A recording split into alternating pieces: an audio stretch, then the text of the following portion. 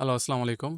আমাদের হচ্ছে অ্যাসেসমেন্টে আসলে কিভাবে আসবে কোশ্চেন এবং অ্যাসেসমেন্টের দিন কি আসবে? এই অনুযায়ী একটা কোশ্চেন পেপার দেওয়া হয়েছিল ১ মাস পরে আমাদের অ্যাসেসমেন্ট। তো এই কোশ্চেন পেপারটা ছিল হচ্ছে এরকম। এই কোশ্চেন পেপারের উপর বেস করে আমাদের হচ্ছে প্রজেক্টগুলো করতে হবে। তো কোশ্চেন পেপার ২ টা ছিল। ২ টো কোশ্চেন পেপার ছিল। মানে ২ ধাপের।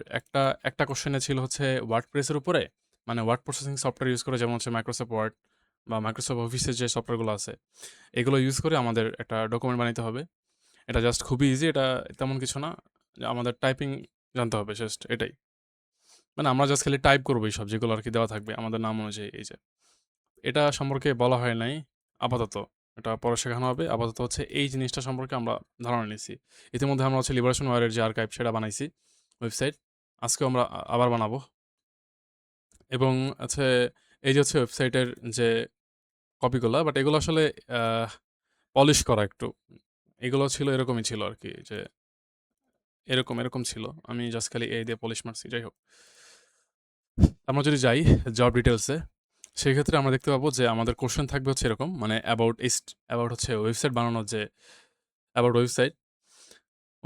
যে এটা থাকবে আ শিট, সেখানে আমাদের এরকম শিট দেওয়া থাকবে আরকি। প্রশ্ন দেওয়া থাকবে ৪ টা। তো ১ম এ জব শিট 2, ১ম জব শিট 1 এ ছিল আমাদের ওয়ার্ড প্রসেসিং সফটওয়্যার নিয়ে এবং এটা জব শিট 2। এই যে হচ্ছে তারপর এই যে স্পেসিফিকেশন 2 এটা ওই আর্কাইভে কিভাবে হবে, স্পেসিফিকেশন গুলো কি, কোথায় কি থাকবে সেটা এবং এটা হচ্ছে কোডিং স্ট্যান্ডার্ড গুলো কেমন হবে এই জব 1। মানে এটা হচ্ছে কোডিং কেমন হবে আমাদের, যেমন এসইও ঠিক থাকতে হবে, আমাদের হচ্ছে প্রজেক্ট স্ট্রাকচার ঠিক থাকতে হবে। আমাদের হচ্ছে আর কি ছিল? আমাদের আ এনহ্যান্স উইথ জাভাস্ক্রিপ্ট দিয়ে এনহ্যান্স করতে হবে, স্টাইল ঠিক থাকতে হবে, টেস্ট অ্যান্ড ডিবাগ করতে হবে আমাদের। ঠিক আছে? মানে টেস্ট এই ওয়েবসাইটটাকে রান করতেছে কিনা, ডিবাগ বলতে কোনো বাগ থাকলে সেটা দূর করতে হবে। ফাইনালাইজ এবং ডিপ্লয় করাও জানতে হবে আমাদের। তারপর হচ্ছে যে এটা হলো আমাদের স্পেসিফিকেশন মানে ওয়েবসাইটটা কিরকম হবে। এতক্ষণ ছিল আমাদের কোডিং কিরকম হবে জব 1 এবং স্পেসিফিকেশনটা কি আমাদের যে আমাদের ওয়েবসাইটটা কিরকম হবে। যেমন ওয়েবসাইট থাকবে হচ্ছে লিবারেশন আর্নি ওয়েবসাইট সেখানে এই যে পার্সোনাল কম্পিউটার থাকতে হবে, ল্যাপটপ এগুলো বলছে জাস্ট। আচ্ছা তারপর বলছে হোম পেজ থাকতে হবে। আমাদের যে ৫ টা পেজ, একটা হোম পেজ, তারপর ডকুমেন্ট সেকশন থাকতে হবে, এটা আরেকটা page separate page. Interview section এটা আরেকটা পেজ। তারপর তারপর হচ্ছে অ্যা কি বলে? আ ফটোগ্রাফ গ্যালারি এটা আরেকটা পেজ এবং কনট্যাক্ট ফর্ম এটা আরেকটা পেজ। এই টোটাল ৫ পেজের আমাদের কি বানাইতে হবে? আহ একটা ওয়েবসাইট বানাইতে হবে। তো আমরা এই যে জিনিসটা আসলে কিভাবে পারবো? তো ১ম এ হচ্ছে আমরা যদি একটু যাই, এখানে যাই। ও আচ্ছা আরেকটা জিনিস, এটা হইলো যে এখানে কি বলছে? এখানে কি জিনিসগুলো কি বলছে সেগুলো আসলে আমি আমার মতো করে আরেকটা মানে ভিজুয়ালাইজেশন বানাইছিলাম। যদিও এখানে সম্পূর্ণ স্পষ্টই বোঝা যাচ্ছে বাট তারপরও এই যে, এই যে জব শিট 1 কি বলা হইছে 1 এ, এই যে হচ্ছে জব শিট 1 এবং মানে জব শিট 2 আরকি মানে যেটা দিয়ে আমরা এখন কাজ করব। এখানে ওয়ার্কিং কন্ডিশন গুলো কি দেওয়া আছে, designing process, underline, website purpose, planning, structure, layout, তারপর হচ্ছে সেটআপ এবং development environment, create HTML structure. এগুলো হচ্ছে কোয়েশ্চেন অনুযায়ী একটা জাস্ট প্রেজেন্টেশন কিছু না। তো আমরা কোয়েশ্চেন থেকে আসলে করে বুঝতে পারবো, এগুলো লাগবে না। এই যে ১ম এ আমাদের কি বলছে? ১ম এ আমাদের বলছে যে ৩ ঘন্টা আমাদের সময় এবং HTML, CSS এবং জাভাস্ক্রিপ্ট দিয়ে আমরা বানাবো। অ্যাবাউট কি? Liberation war. তারপর কি বলছে যে work must be carried out safely and according to the coding আচ্ছা, work work must be carried out safely and according to the coding standard. Open source resource can be used মানে coding standard maintain করে করতে হবে যেরকম আমরা Figma 1 Figma 2 প্রজেক্টে করছি যে কোডিং স্ট্যান্ডার্ড কি একটা স্ট্রাকচার মানে কোডিং স্ট্যান্ডার্ডের যে স্ট্রাকচার সেটা মেনটেন করে যেমন আমরা সুন্দর ক্লাস ব্যবহার করা আমাদের হচ্ছে বিনা কারণে পজিশন না নেওয়া হাইড ওয়েটে ঠিক রাখা যেমন আমরা যদি ফিক্সড হাইড ওয়েট দিয়ে দিই তাহলে তো সমস্যা হচ্ছে হাইড পার্সেন্টেজ আকারে হাইট ওয়েট দিই তারপরে রেসপন্সিভ করার জন্য যে স্ট্রাকচার প্রয়োজন হয় যেমন আমরা পি ট্যাগের মধ্যে পি ট্যাগ যদি নিয়ে নেই বা ডিপের মধ্যে যদি ডিপ নেই অনেক বেশি ডিপ নেই তার মধ্যে ডিপ এরকম যেগুলো আসলে আননেসেসারি দরকার নাই এরকম জিনিসপত্র আমরা যদি ইউজ করি মানে একটা জিনিস আমিও করলাম আমার ফ্রেন্ডও করলো বা আপনিও করলেন সেটা হচ্ছে আমারটাও সেম দেখতে আপনারটাও সেম দেখতে বাট আমারটা রেসপন্সিভ হবে আপনারটা হবে না আমারটা হচ্ছে এর সামনে স্কেল করা যাবে আপনারটা করা যাবে না মানে হচ্ছে আমারটা এই প্রজেক্ট আরও সামনে আরও স্কেল করা যাবে আমি যদি কিছু চেঞ্জেস করি কোনো লেআউট ভেঙে পড়বে না আর আপনারটা ভেঙে পড়বে এই যে আমারটা ভেঙে পড়লো না এটা হচ্ছে কোডিং স্ট্যান্ডার্ড মেনটেন করা তারপর ওপেন সোর্স যেমন হচ্ছে আমরা যদি এখানে খুলে রাখছিলাম এই যে আহ, এই যে ধরুন ওপেন সোর্স মানে হচ্ছে যে আমরা একটা এই জিনিসটা হচ্ছে ওপেন সোর্স। মানে আমরা ওপেন সোর্স জিনিস ইউজ করতে পারবো। মানে আমরা এখান থেকে যে কার্ডটা উঠায় নিয়ে আমরা আমাদের ওয়েবসাইটে এডিট করতে পারবো জাস্ট। এই জিনিসটা কিন্তু ওপেন সোর্স। মানে আমি কার্ডটা নিতে পারতেছি, কার্ডটার সোর্স কোডটা দেখতে পারতেছি। এই জিনিসটা হচ্ছে ওপেন সোর্স জিনিস। ঠিক আছে? ক্লোজ সোর্স কি? যেমন ক্লোজ সোর্স হচ্ছে ধরেন যে ফ্রি ফায়ার বা ধরেন ফেসবুক, এটা একটা ক্লোজ সোর্স অ্যাপ। আমি অ্যাপের কোডগুলো দেখতে পাচ্ছি না। বাট আমি যদি চাই যে VLC প্লেয়ারের যেমন সেটা হচ্ছে VLC প্লেয়ার সোর্স কোড লিখে সার্চ করি, GitHub এর মধ্যে চলে আসছে। ঠিক আছে? এটা কিন্তু ওই যে ওপেন সোর্স করা। কি লাইসেন্স? MIT লাইসেন্স অবশ্যই। আচ্ছা GPL এটাও সম্ভবত একটা MIT লাইসেন্সই। মানে ওপেন সোর্স লাইসেন্সই আই থিংক। GPL 2 পয়েন্ট আচ্ছা যাই হোক Apache 2.0 এবং MIT লাইসেন্স আর হচ্ছে এইগুলো। এগুলো সব হচ্ছে ওপেন সোর্স জিনিসপত্র। ওকে। কিন্তু আমি যদি ফেসবুকের সোর্স কোড লিখে সার্চ করি, ফেসবুক সোর্স কোড আসবে না। এটা আসছে বাট এটা আসলে অরিজিনাল কোড না। বা অরিজিনাল জায়গা থেকে ছাড়া হয় নাই। সেটা কিন্তু অরিজিনাল ফেসবুক থেকে ছাড়া হয়েছিল। যাই হোক। এটা আরকি ফেক। মানে ফেসবুক একটা ক্লোজ সোর্স আরকি ওয়েবসাইট বা অ্যাপ। ওকে আমরা বুঝলাম। তারপর এই যে এগুলো হচ্ছে লাইন বাই লাইন কি বলছে না বলছে এগুলো আমরা বুঝবো, সমস্যা নেই। আমরা হচ্ছে সবই জানবো অ্যাকচুয়ালি। আচ্ছা, এখন এই যে এখানে কি বলছে আসলে, যেমন আ কোডিং স্ট্যান্ডার্ড বলতে কি বোঝায়? ওপেন সোর্স বলতে আমরা ওপেন সোর্স বুঝলাম, কোডিং স্ট্যান্ডার্ড বুঝলাম। তো অবশ্যই written code must be clean and error free. এটা তো অবশ্যই বুঝছি কি বলছে। আমরা এটা দেখলে বুঝতে পারবো কি বলছে অ্যাকচুয়ালি। যেমন job scope and requirement understand the purpose of website. আচ্ছা, আমাকে আমার ক্লায়েন্ট যেটা বলছে যে আ কি পারপোজ ওয়েবসাইটের, আমি ওয়েবসাইট সম্পর্কে জানলাম ভালো মতো। আমি যদি না জানি সেক্ষেত্রে তো সমস্যা। আগে ওয়েবসাইট সম্পর্কে জানলাম, আমার গোল জানলাম আমি কি বানাইতে হবে, তারপর ওয়েবসাইটটা বানাবো। ঠিক না? Gather specific requirement and search the as the number of pages, home, document, interview, photograph and contact. এই ৫ টা পেজ আমাকে বানাইতে হবে। ঠিক আছে? তারপর এখানে কি বলছে যে আ প্ল্যান ওয়েবসাইট স্ট্রাকচার। মানে আমি ডিসাইড করব ওয়েবসাইট স্ট্রাকচার কিরকম হবে, এটা আমি প্ল্যান করব আগে আরকি। এগুলো প্ল্যান করে তারপরে গিয়ে বানাবো। ঠিক না? আমি যখন এটা ই করছি ক্লাসে করলাম তখন হচ্ছে আমি এই খাতার মধ্যে স্কেচ এঁকে দেন করছিলাম। যে কিরকম হবে আরকি। খুবই হার্ড কিছু না।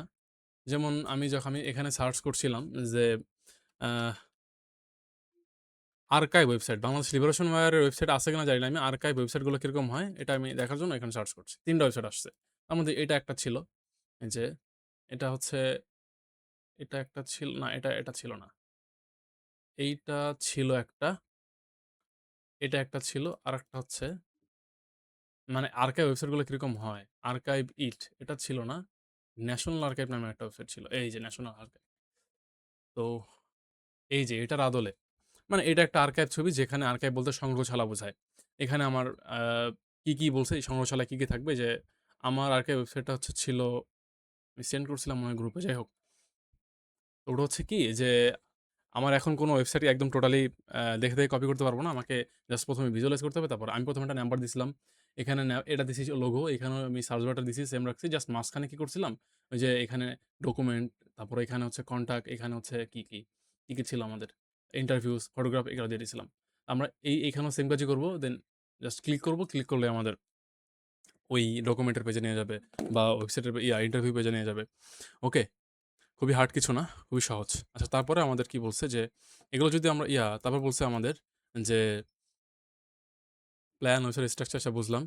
বলছে set up, development and environment. যে আমি কিসে করব? ভিজুয়াল স্টুডিও কোডে করব না? সাবলাইম টেক্সট খুবই পুরাতন, এটা দরকার নাই। কারিকুলাম খুবই লো, এটার জন্য এগুলো দিছে। এবার HTML, CSS এবং জাভাস্ক্রিপ্ট এগুলো ইউজ করব। ওকে। এগুলো তো বুঝছি। আরেকটা জিনিস হচ্ছে আমাদের সিমেন্টিকটা ইউজ করতে হবে। কোথায় কোন সেকশনটা আমরা বানাইছি এটা ইম্পোর্টেন্ট। আমাদের কোনটা মেইন সেকশন, কোনটা ফুটার সেকশন, কোনটা আর্টিকেল সেকশন, কোনটা অ্যাসাইড সেকশন, কোনটা হেডার সেকশন এবং কোনটা নরমাল সেকশন। ন্যাপবারকে আমরা ন্যাপ সেকশনের মধ্যে রাখবো। হেডারকে ন্যাপবারের নিচে যদি হিরো সেকশন করি, হিরো সেকশনকে আমরা হেডারের মধ্যে রাখতে পারি। অবশ্যই হেডারের মধ্যে থাকা উচিত। কারণ হেডার বলতে কি? মানে আমাদের ওয়েবসাইট হেডে থাকবে, এবং হিরো সেকশন বলতে কি বোঝায়? যে হিরো সেকশন বলতে বোঝায় যে সেখানে হচ্ছে যেমন আমার পোর্টফোলিও ওয়েবসাইটে যেমন ফিগমা প্রজেক্ট 2 সেখানে কি ছিল আমার? ১ম একটা ন্যাপবার, তারপর হচ্ছে মানে বলছিলাম আমি সাকিব আল হাসান হ্যান-ত্যান বা আমি তানজিম, আমি হচ্ছে মানস্টার ডেভেলপার। এই জিনিসটা যে বললাম, এটা হচ্ছে একটা হেডারের মধ্যে থাকবে। কারণ এই জিনিসটা হচ্ছে আমার হিরো সেকশন এবং আমার হেডিং। মানে আমি আমার পরিচয় দিচ্ছি ১ম এ, এবং ন্যাপবার তো আসলে হেডিং না, ন্যাপবার তো ন্যাপবারই, ঠিক না? Navigation bar. ওকে। তারপর মেইন সেকশন মানে আমার কোন সেকশনটা মেইন, ওই সেকশনটা মেইনের মধ্যে রাখবো। ফুটার মানে নিচের সেকশনটা রাখবো। এরকমভাবে আরকি। যাতে আ আমার কোড অন্য কেউ দেখলে বুঝতে পারে, ব্রাউজারও দেখলে বুঝতে পারে ঠিকঠাক মতো। আচ্ছা, তারপরে গেল। তারপর যদি আমি এখানে যাই, সেকেন্ডে কি বলছে আমাকে? সেকেন্ডে বলছে যে আমার কোডের স্টাইল সিএসএস দিয়ে স্টাইল হতে হবে। তারপর বলছে এনহ্যান্সড জাভাস্ক্রিপ্ট দিয়ে এনহ্যান্সড, মানে যেমন বাটনে ক্লিক করলে কি হচ্ছে, হ্যামবার্গার মেনু যোগ করতেছি, হ্যান ত্যান, এগুলো যেন কাজ করে। সার্চ ইঞ্জিন অপটিমাইজেশন, এটা সম্পর্কে আমরা জানবো। এটা মানে হচ্ছে optimize your website for search engine.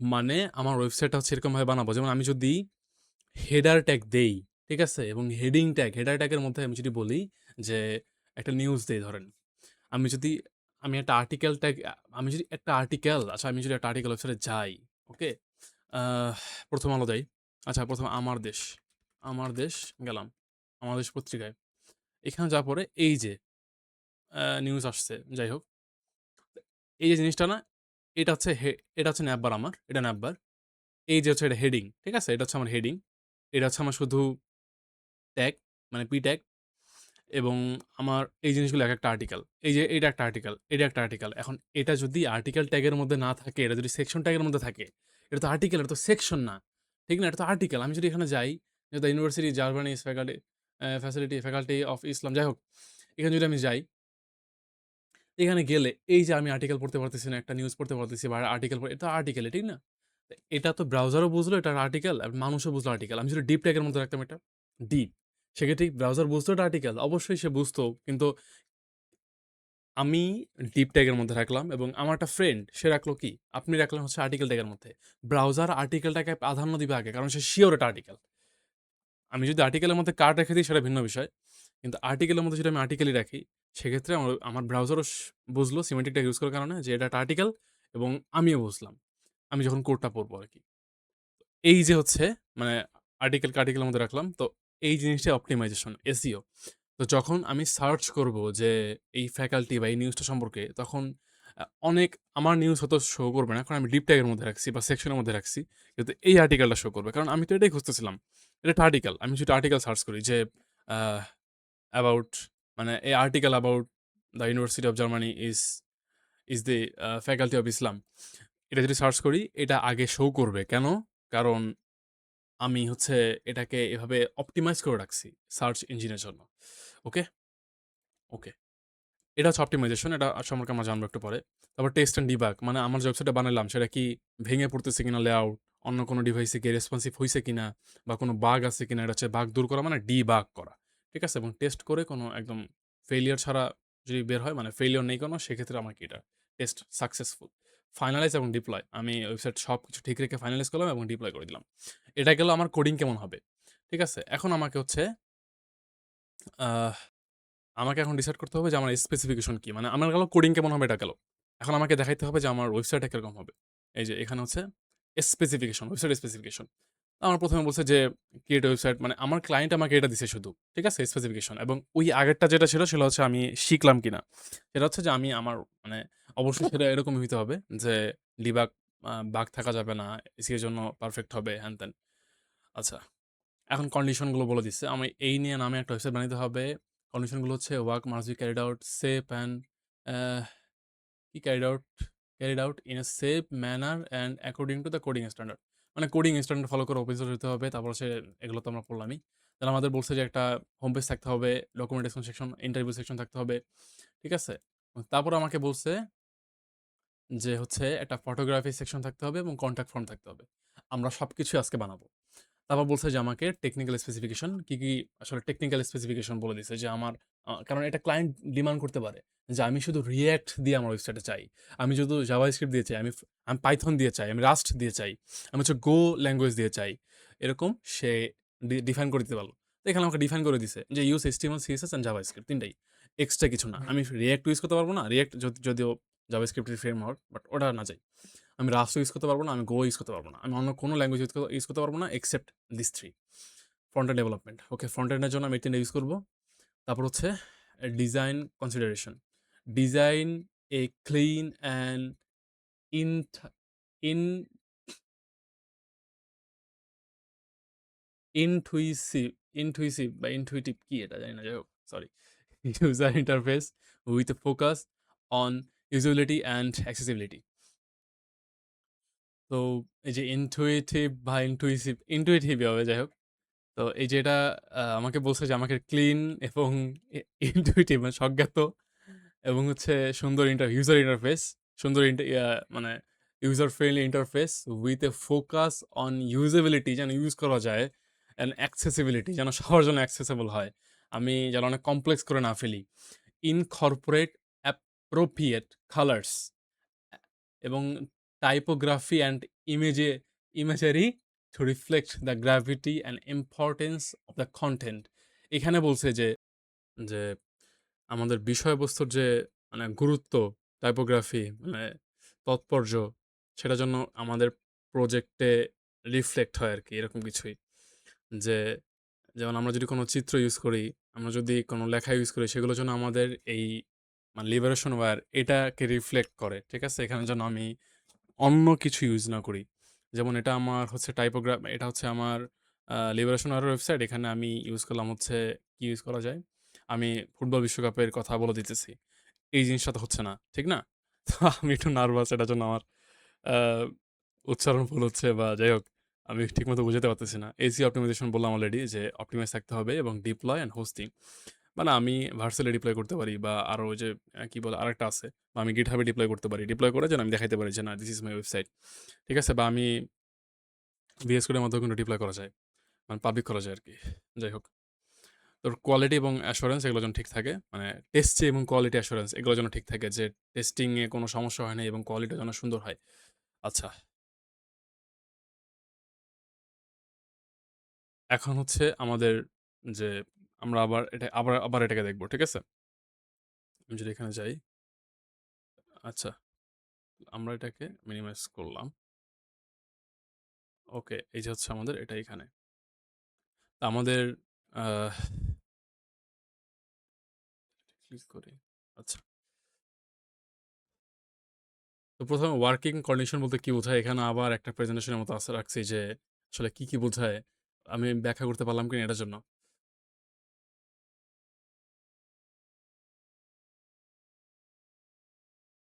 আচ্ছা এখানে যেটা বোঝায় যে ওয়ার্কিং কন্ডিশন বলতে কি বোঝায়? জব শিট এ লেখা আছে সেই ওইটা অনুযায়ী তো বানানো হইছে, ঠিক না এটা? তো সেখানে বলছে যে হোয়াট, কি, কেন এবং কিভাবে। সুরক্ষিত পরিবেশে কাজ করা মানে কোড লেখার সময় যেন কোড ডাটা লিক না হয়, ঠিক আছে? অ্যাকাউন্ট যেন হ্যাক না হয় এটা নিরাপত্তা নিশ্চিত করা। আর লিবারেশন ওয়ার সম্পর্কে সংবেদনশীল তথ্য যেমন সাক্ষাৎকার, ছবি এগুলো থাকতে হবে। তারা বলছে যে SSL সার্টিফিকেট ব্যবহার করা এবং সিকিউরড পাসওয়ার্ড এবং ডেটাবেস মানে এগুলো হচ্ছে ব্যাকআপ মানে ওয়েবসাইট যেন সিকিউর থাকে। SSL সার্টিফিকেট মানে সম্ভবত হচ্ছে সিকিউরিটি সার্টিফিকেট বা এরকম কিছু। ওকে।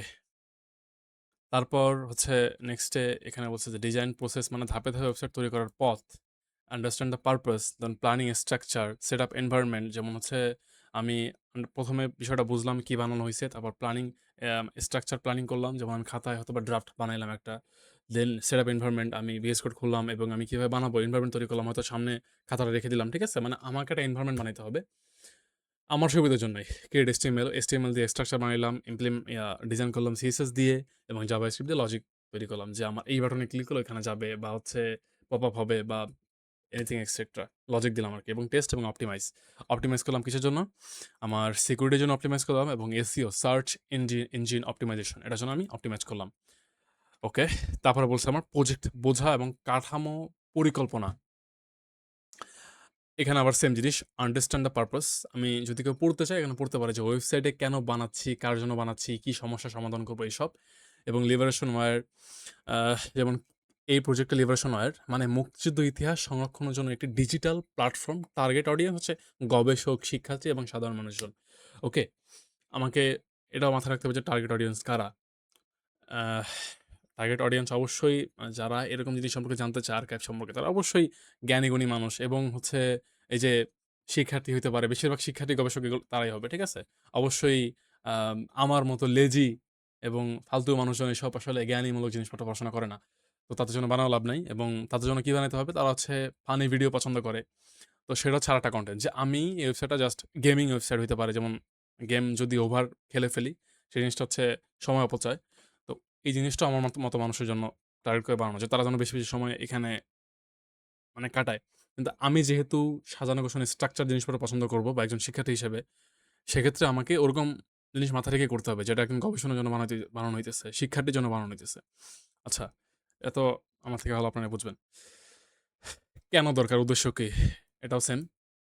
যে উদ্দেশ্য না বুঝলে ভুল ফিচার বানিয়ে ফেলতে পারি আমরা। আর্কাইভ সাইটে যেন ই-কমার্স সাইটের মতো না লাগে এবং গেমিং সাইটের মতো যেন না লাগে। That's it. ঠিক আছে? দেন বলছে স্টেপ 2 প্ল্যান এবং আর্কিটেকচার। যে আমরা কিভাবে ওয়েবসাইটটা বানাবো? যেমন আমরা দেখতেছিলাম যে এটা হচ্ছে একটা আর্কাইভ ওয়েবসাইট। এটা একটা আর্কাইভ ওয়েবসাইট এবং আর্কাইভ ওয়েবসাইট কিরকম হয় এটা জিনিসটা হচ্ছে এখানে আমরা একটা ধারণা নিতে পারতেছি। যে এখানে ভিডিওর আর্কাইভ গুলো আছে। আমাদের হচ্ছে ওকে আমরা যদি দেখি, আমরা যদি একটু চেষ্টা করি যে 2nd world war archive website যদি সার্চ করে দেখি পাই কিনা। ন্যাশনাল রেকর্ড আসছে একটা। এই যে আচ্ছা এটা একটা ওই যে উইকিপিডিয়া এটা আর্কাইভ ওয়েবসাইট বলা যায়। তো যাই হোক ন্যাশনাল আর্কাইভ তো আসছে। আচ্ছা উইকিপিডিয়া ইটসেলফ একটা আর্কাইভ ওয়েবসাইট এখানে একটা আর্টিকেলের ওয়েবসাইটও আর্কাইভ ওয়েবসাইট আচ্ছা এখানে দেখি ন্যাশনাল আর্কাইভ এটা ন্যাশনাল আর্কাইভই এই যে এটা হচ্ছে একটা আর্কাইভ ওয়েবসাইট এখানে আমাদের ডকুমেন্টেশনগুলো দেওয়া আছে ইন্টারভিউগুলো দেওয়া আছে এই যে ফটোগ্রাফিগুলো দেওয়া আছে মানে এটা হচ্ছে একটা আর্কাইভ ওয়েবসাইট ওকে এখান থেকে আমি ধারণা নিয়ে আমার আর্কাইভ ওয়েবসাইটটা বানাবো ঠিক আছে ওকে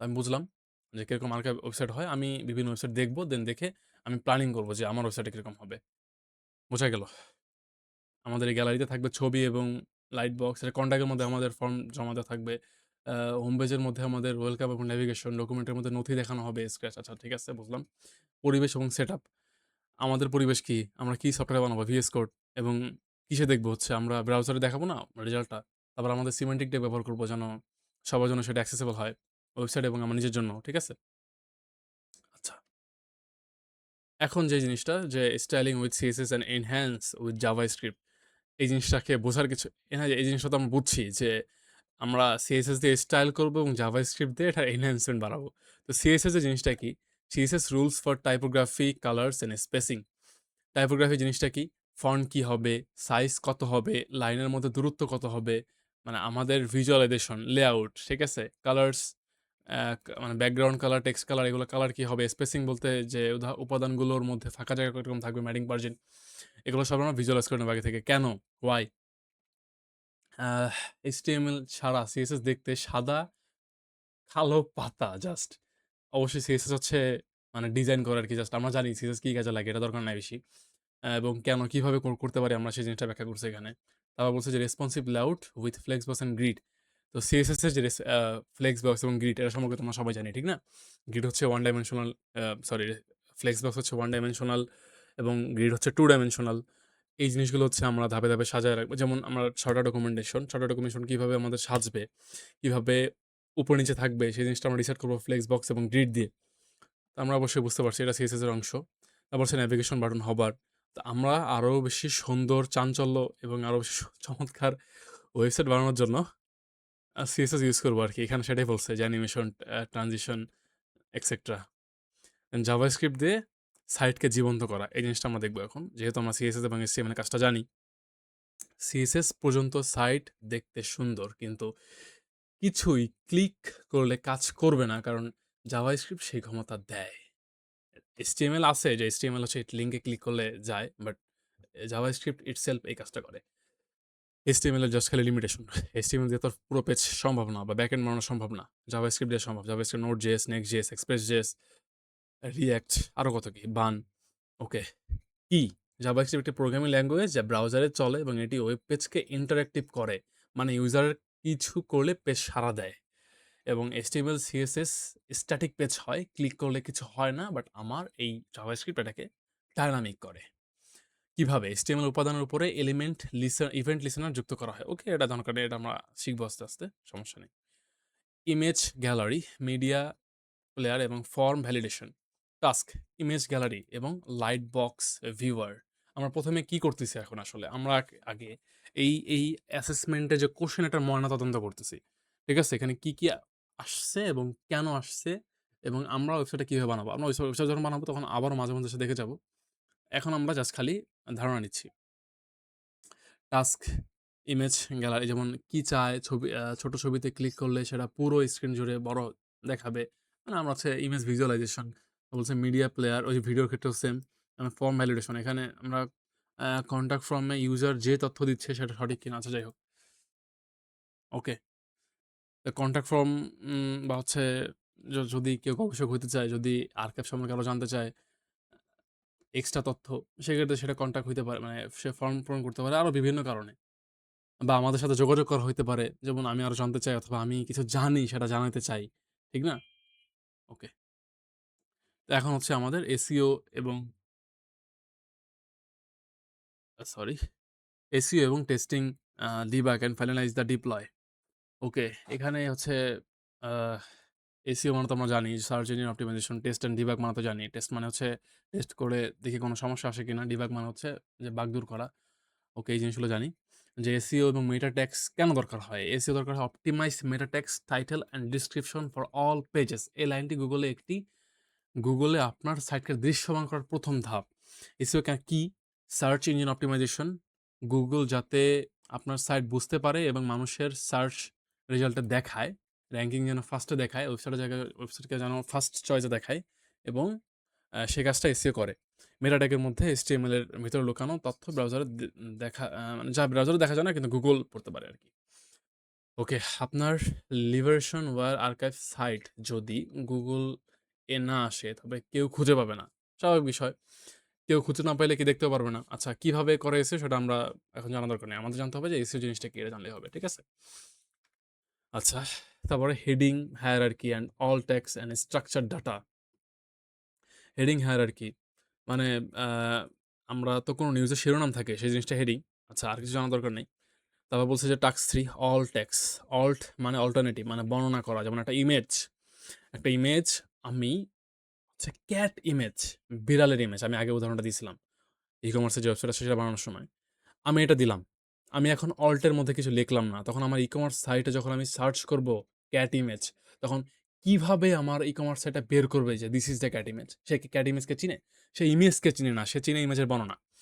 আমি সোর্সের মধ্যে ইমেজ ফাইলটা দিব এবং পাশে বর্ণনা লিখবো যে this is the cat image. তখন সে বুঝতে পারবে যে এটা হচ্ছে ক্যাট ইমেজ, এবং সে অনুযায়ী সে সার্চ রেজাল্টটা দেখাইতে পারবে। ঠিক না?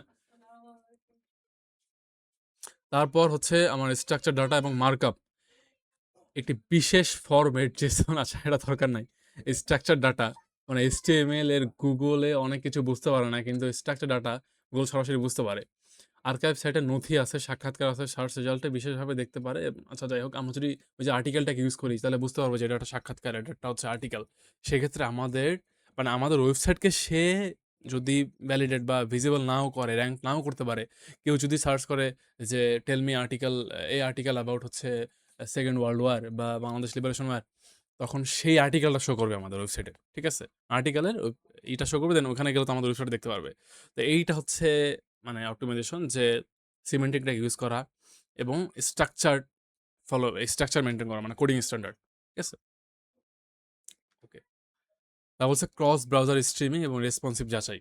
রেসপন্সিভ মানে তো আমরা জানি সব ডিভাইসের জন্য যেন রেসপন্সিভ হয়, এবং ক্রস ব্রাউজার মানে হচ্ছে সাফারি, এই যে এটা হচ্ছে এজ, ব্র্যাভ, সবগুলো ব্রাউজারে যেন, ক্রোম, ফায়ারফক্স, সবগুলো ব্রাউজারে যেন ঠিকঠাক মতো আমাদের ওয়েবসাইটটা শো করে। কোনো ওয়েবসাইট যেন ভেঙে না পড়ে, ব্রেক না হয়ে যায়। ঠিক আছে? যেমন সাইটে কি ক্রোমে 4টি ব্রাউজার একই রকম দেখাচ্ছে কিনা চেক করা, এবং সাইটে ডেস্কটপ এবং ট্যাবলেট, মোবাইল 3টি স্ক্রিনের জন্যই সমানভাবে করা, মানে অপটিমাইজ করা। যেমন 80% মানুষ হচ্ছে মোবাইল ইউজ করে বা ইন্টারনেট ব্যবহার করে, সে মোবাইলে ভাঙা দেখায় তবে 80% ইউজার চলে যাবে, স্বাভাবিক বিষয়। ঠিক না? এই জিনিসগুলো আমাদের ভিজুয়ালাইজ করতে হবে, বুঝতে হবে। আচ্ছা, তারপর আমাদের কি আছে এখানে, যে ওয়ার্ল্ড কি WC3 ভ্যালিডেশন এবং ফাংশনালিটি, আমি জানি না এটা কি। কোড সাইট দিয়ে চেক করা যে কোডে কোনো স্ট্রাকচারাল কি এনে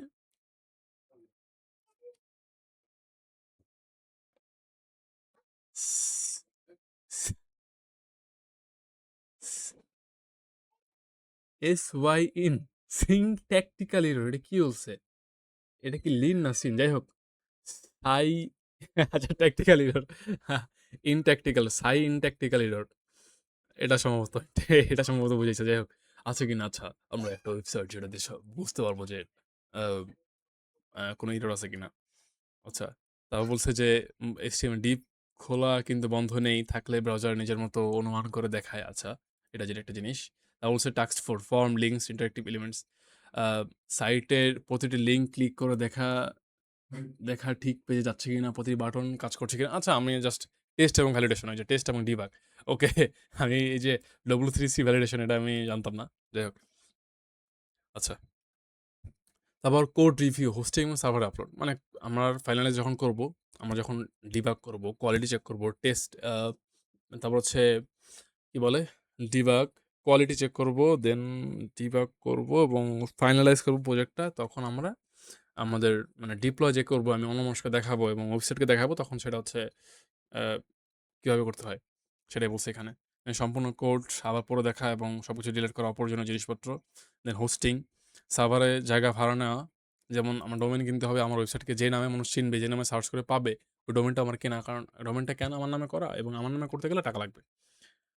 আমি আমার নামে করতে চাই এই ডোমেইনটা যেন অন্য কেউ ইউজ না করতে পারে, এটার জন্য। আমি ২ বছরের জন্য আমার একটা ডোমেইন কিনলাম। সেই ডোমেইনটা ২ বছরের মধ্যে অন্য কেউ কিনতে পারবে না। That's it. যেমন আ facebook.com, ঠিক আছে? আমারদেশ.com এরকম। আচ্ছা। তো আমরা সবকিছু বুঝছি আশা করি। এখানে আমার বলছে যে কোর মডিউলস, হোম পেজ এবং ইন্টারেক্টিভ ভিউস। এটা হচ্ছে আমাদের কি বলে? যে এখানে কি ছিল? এই যে আহ স্পেসিফিকেশন, মানে আমরা এতক্ষণ বললাম ওয়েবসাইটটা কিরকম হবে, এবং এটা হচ্ছে ওয়েব স্পেসিফিকেশন, মানে আমাদের ওয়েবসাইটটা কিরকম হবে এবং স্ট্রাকচার কিরকম হবে, এটা আমরা এতক্ষণ জানলাম। তো হোম পেজ মডিউল, সাইটের মুখপাত্র। এই ওয়েবসাইটের মধ্যে আমাদের সবকিছু দেওয়া থাকবে। আমাদের সব, মানে যেমন ডকুমেন্ট পেজে যাওয়ার জন্য, ইন্টারভিউ পেজে যাওয়ার জন্য আমাদের জিনিসপত্রগুলো দেওয়া থাকবে। এখানে আ কেন দরকার এটা? পরিচিত এবং নেভিগেশন বিশেষ কনটেন্ট, ওকে। আবার আমাদের এখানে হোম পেজে ৪ টি উপাদান দিয়ে বিস্তারিত থাকতে হবে। ওয়েলকাম মেসেজ, ইন্ট্রোডাকশন, যে আমাদের ওয়েবসাইটে আপনাকে স্বাগতম। দেন নেভিগেশন মেনু এবং অল সেকশন, যে ডকুমেন্ট পেজে যেতে চাই আমি, বা নেভিগেশন যে বার, সেটা যেন থাকে। ঠিক আছে?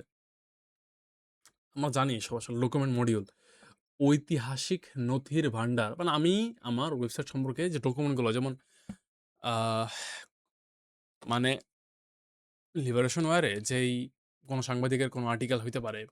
তারপর হচ্ছে এইটার মানে ডকুমেন্ট আর্টিকেল আরকি। এই ওয়ার্ল্ড ওয়ার কেমন ছিল? একটা সেন্ট্রালাইজড ডকুমেন্ট, এবং আ ৯ মাস যুদ্ধ হইছিল।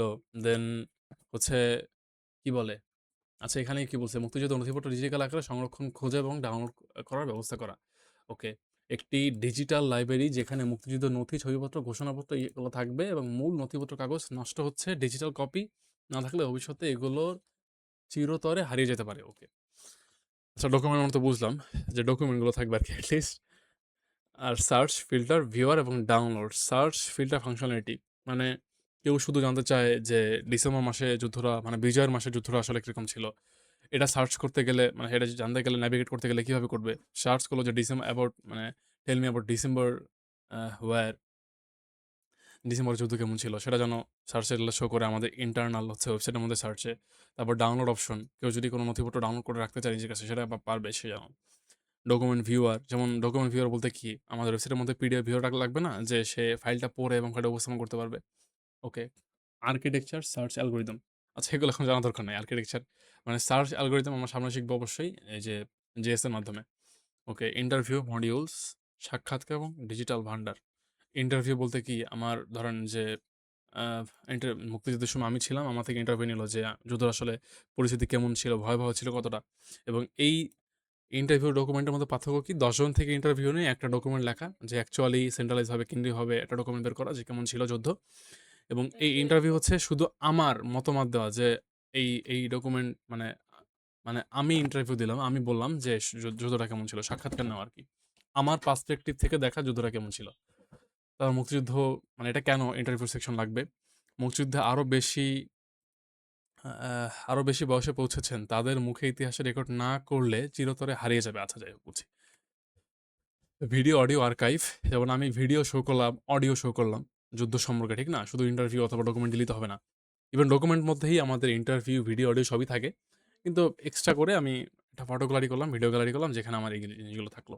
এই যে ক্যাটেগরি ফিল্টার, যেমন সার্চের মাধ্যমে ট্রান্সক্রিপ্ট, প্লেব্যাক। ওকে। প্লেব্যাক কন্ট্রোল করতে হবে, মানে কি? ওয়েবসাইটের মধ্যে যেন ভিডিওটা চলে ঠিকঠাক মতো। আচ্ছা। আচ্ছা, এখন হচ্ছে আমাদের গ্যালারি কনট্যাক্ট, ফর্ম এবং টেক স্পোর্টস, কিউএনএ। এখানে কি বলছে, ছবির গ্যালারি, মানে আমাদের যে ফটো গ্যালারি থাকবে সেই গ্যালারিটা কেন দরকার? ছবিগুলো ক্যাটাগরি এবং ইভেন্ট অনুযায়ী গ্রুপে গ্রিড করে লেআউট করে দেখানো, প্রতিটি ছবিতে ক্লিক করলে পুরো স্ক্রিনে বড় হয়ে দেখাবে। আচ্ছা, বুঝলাম। তারপর হচ্ছে ছোট থাম্বনেইল থেকে বোঝা যায় না ছবির বিস্তারিত। লাইট বক্স ছাড়া এই ইউজারকে আলাদা ট্যাবে দেখে ওপেন করতে হবে। এতে ইউজার সাইট ছেড়ে চলে যাবে। আচ্ছা, বুঝলাম। মানে ফটো গ্যালারি আসলে কিরকম হবে ওটা দেখাই দিচ্ছে এখানে। আচ্ছা, ওকে, এতক্ষণ আজান দিচ্ছিল, আজান শেষ হলো, যাই হোক। ছবির গ্যালারি সম্পর্কে বুঝলাম। আচ্ছা, এখন ছবি ডাউনলোড, ওই সেম জিনিস, ভিডিওর মতোই, ডকুমেন্টের মতোই। কেউ ছবি ডাউনলোড করতে চায়, সে যেন ডাউনলোড করতে পারে এবং তার কাছে সংরক্ষণ করে রাখতে পারে। যোগাযোগ ফর্ম এবং ভ্যালিডেশন নোটিফিকেশন, স্পেসিফিকেশনের মধ্যে যেটা বলা ছিল আর কি, যে আমি এখানে আমার কাছে ছবি আছে, সেটা আমি জমা দিতে চাই, অথবা তার কাছে ছবি আছে, এক্সট্রা ছবি, সেটা আমি নিতে চাই গবেষক হিসেবে। এটা পাবলিক নিউজ না, বাট আমি নিতে চাই, কারণ আমার সেটা লাগবে, আমি গবেষণা করবো আরো অ্যাবাউট, মানে war, about the liberation war. Okay, আমরা আছে এতক্ষণ ওই স্ট্রাকচারটা বুঝলাম, অ্যাসেসমেন্টে যেটা বলা আছে সেগুলো সম্পর্কে জানলাম। তারপরে কি আছে? প্রযুক্তিগত স্পেসিফিকেশন। আচ্ছা, এই যে জাভাস্ক্রিপ্ট ইউজ করতে হবে আমাদের, HTML5 ইউজ করতে হবে, CSS3 ইউজ করতে হবে, তারপর হচ্ছে VS Code ইউজ করতে হবে, এই জিনিসগুলো বলা আছে। তারপর হচ্ছে এসইও করতে হবে। যাই হোক, এবার 8টা টেস্ট, সাইট লাইভ করার আগে 8টা টেস্ট যাচাই করে দেখতে হবে। Cross browser compatibility testing, responsive design and validation, performance and load testing, accessibility and compliance check, এটা আমি জানি না।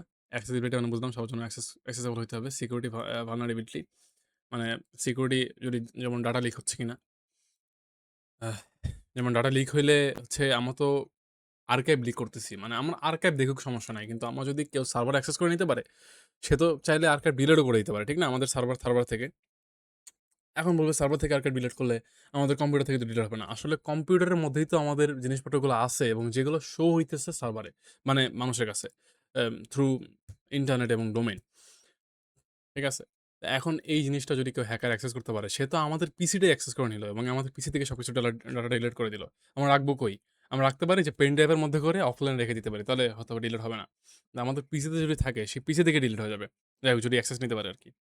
আচ্ছা, এই জিনিসগুলো বলছে আর কি, রিকোয়ারমেন্ট ভ্যালিডেশন হ্যান দেন, যে আমাদের 8টা টেস্ট করতে হবে, তারপর ডিপ্লয় করতে হবে, যাতে কোনো বাগ টাগ না থাকে এবং কোয়ালিটি কন্ট্রোল হয়। সব মিলিয়ে কতগুলো শিখলাম। আচ্ছা, এখানে একটা ফাইনালাইজ জব শিট দিছে। ওকে, আমরা যেটা বুঝলাম এতক্ষণ, আমরা হচ্ছে এতক্ষণ অ্যাসেসমেন্ট সম্পর্কে জানলাম। অ্যাসেসমেন্টে কি আসে, কিভাবে আসে, কেন আসে, কতটুকু আসে। তো অনেক বড় ব্যাখ্যা হয়ে গেছে। এত বড় ব্যাখ্যা লাগে না। এক চোখ দিলেই সব মানুষ বুঝতে পারবে। ওকে, আমাদের এই শিটটা জাস্ট ব্যাখ্যা করলাম। এখন হচ্ছে আমরা এই শিট অনুযায়ী একটা ওয়েবসাইট বানাবো, 5টা পেজ নিয়ে, এবং আমরা ওয়েবসাইট একদম স্ক্র্যাচ থেকে বানাবো না। এখানে কি বলছে, open source resource can be used. আমরা এআইও ইউজ করবো না। আমরা, মানে আমরা এআই ইউজ করলে তো লাভ নেই আসলে, ইউজ করে তো বানাইতে পারি, কিন্তু আমরা হচ্ছে যখন ম্যানুয়ালি তো জানতে হবে, ঠিক না কাজটা? আমরা হচ্ছে যেভাবে বানাবো আমাদের কাজ এফিসিয়েন্ট করার জন্য, আমাদের মনে হইতেছে আয় হায় 5টা পেজ একসাথে কিভাবে কি 3 ঘন্টার মধ্যে একটা নরমাল ফিগমা প্রজেক্ট কি বানাইতে পারি না? 5 ঘন্টার মধ্যে কেমনে কি? আমরা এই যে আছে না কম্পোনেন্ট, আমাদের তো এখানে একটা দিয়ে দেয় নাই, মানে একটা ওয়েবসাইট দিয়ে দেয় নাই যে আমাদের এই ওয়েবসাইটের এরকমভাবেই বানাইতে হবে, ঠিক না? তো আমরা কিন্তু ওই ওয়েবসাইটের প্যাটার্ন ফলো করতে পারি। যেমন আমাদের কি ছিল, আমি যদি একটা ফিগমা প্রজেক্ট বানাতে চাই, আমাদের কার্ড নিয়ে যদি বানাতে চাই, কার্ডটাকে একদম সুন্দর মতো কাস্টমাইজ করতে এবং ওই ফিগমা প্রজেক্ট 2 এর মতো বানাইতে বা ফিগমা প্রজেক্টের মতো বানাইতে আমাদের কিন্তু সময় লেগে যায়। তো এখানে জাস্ট আমরা এই কার্ডটা কপি করব, জাস্ট হেডিং এবং এই যে এবং হেডিংটা এবং এই যে এইটা এবং এটা চেঞ্জ করে দিলে আমাদের কাজ শেষ। মোটামুটি আমাদের ওয়েবসাইট হয়ে যাবে। আমাদের এখানে সার্চ করি যে কম্পোনেন্ট কার্ড, টেইলউইন্ড, টেইলউইন্ড, ন্যাভবার সার্চ করলাম। আচ্ছা, ন্যাভবার কম্পোনেন্ট এই যে আসছে। আমরা জাস্ট অ্যান্ড জাস্ট কি করব? এই কম্পোনেন্টটা কপি করব। কই? এই যে নাম্বারটা কপি করব। এখানে লোগোটা চেঞ্জ করে দিব। এখানে হচ্ছে গিয়ে হোম, অ্যাবাউট, সার্ভিসের জায়গায় আমাদের যে ৫টা যে কনট্যাক্টের জায়গায় কনট্যাক্ট থাকবে। আমাদের হোমের জায়গায় হোম থাকবে। এখানে অ্যাবাউটের জায়গায় ডকুমেন্ট হবে। ইন্টারভিউ, এই সার্ভিসের জায়গায় ইন্টারভিউ হবে। এখানে হবে ফটো গ্যালারি। আমাদের কাজ শেষ। আমাদের নাম্বারটা উইথিন ৩০ সেকেন্ডের মতো কমপ্লিট হয়ে যাবে। ঠিক না? এটা করতে লাগতো আমাদের কত মিনিট? এটা করতে লাগতো আমাদের হচ্ছে ইয়া অন্তত ১০ মিনিট লেগে যেত। এই জিনিসটা এখন আমরা এভাবে করে আমরা ৫ পেজের একটা ওয়েবসাইট বানাবো। ঠিক আছে? খুব ইজি। ৩ ঘন্টা লাগবে না। আমাদের মানে যদি কেউ র‍্যান্ডম কার্ড কপি করে ৩০ মিনিটের মধ্যে হয়ে যাবে। ওকে, ভয় পাওয়ার কিছুই নাই এখানে। জাস্ট কার্ড কপি করে কার্ডকে কাস্টমাইজ করব। ওকে? আচ্ছা, উই উইল ইউজ Tailwind, আমরা Tailwind ইউজ করব এবং এখন একটা ওয়েবসাইট ৫ পেজের বানাবো ইনশাআল্লাহ। আচ্ছা।